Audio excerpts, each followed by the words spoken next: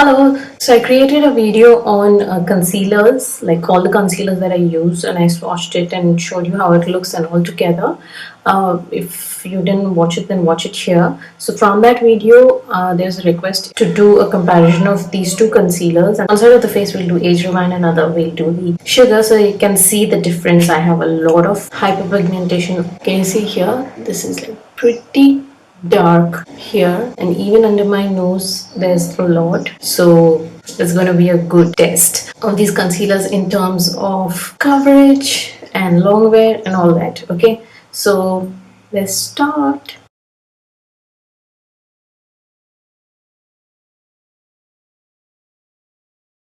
So I'm using this corrector. We'll do just a little bit. How dark? Even in the camera it's looking that light, but it is pretty dark. You see how little I've applied? Okay, so you see how it has actually reduced the pigmentation on my face. Magic wand. This one a little goes along. Okay, so for now I'm just applying this much. So I'm taking this brush from BAC 219. It's a nice concealer brush. You see?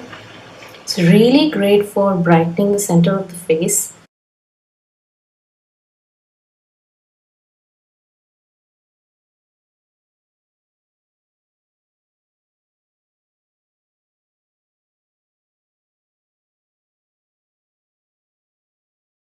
So when you're trying to spot conceal like this, try to push the product first and then blend it.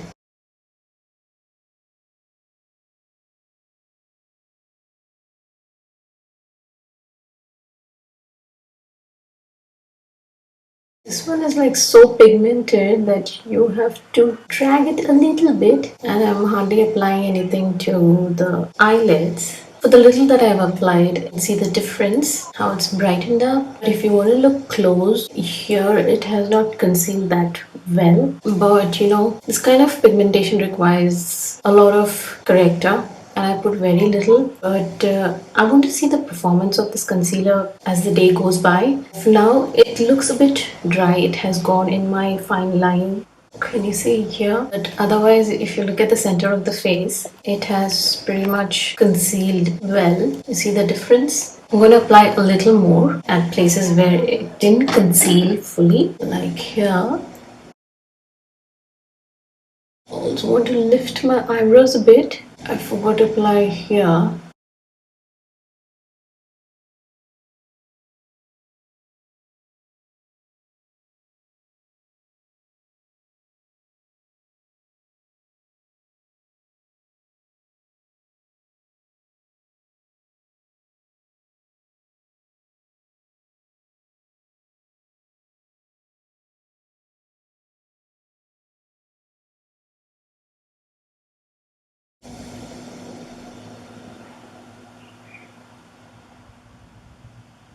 So far, great. Let's go with the Age Rewind with the shade Caramel.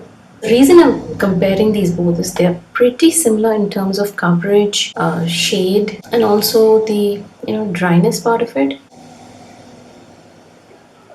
But you see, this one has a little peachy undertone, and this one is yellow. That's the difference between the undertones of this concealer.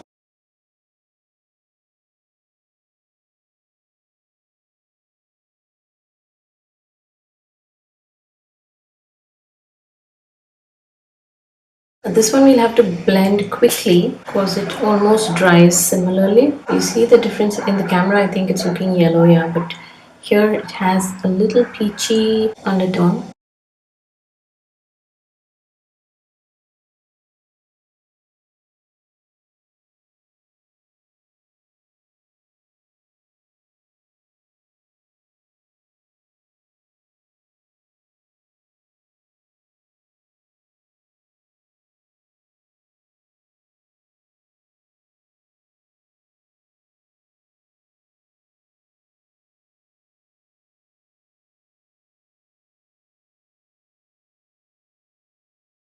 Honestly, I feel the sugar has done a better job in the coverage. Although, yes, we've applied twice, but I feel it's the same amount. But if you want, we can go ahead another time.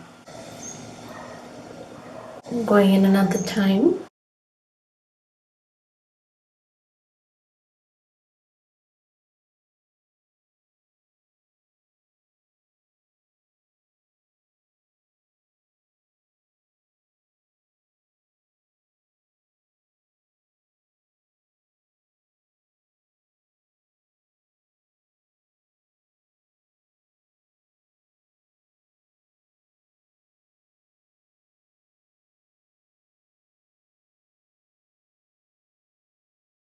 My face is like I've applied a good base, but it's just concealer.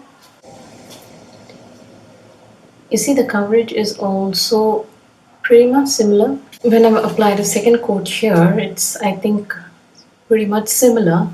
No wonder I felt like doing a comparison of both of them.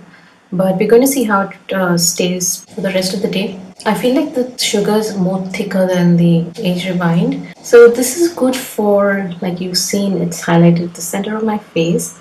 But if you want to like apply concealer here, and it's gonna make your face flat. So I'll see you in a bit. Hello, so I'm back after 5 hours. This is how it looks. I feel like both of them are performing the same way in terms of, like, you can see the fine lines has faded a little bit. Under eyes also has almost gone. But I think it's pretty decent, when it comes to long wear. 5 hours, this much of coverage is still there. So it's great. Also, if you want to know, I got this eyeshadow done for a tutorial, then I'll link it here. But I feel that the sugar is more brighter and more coverage than the age rewind.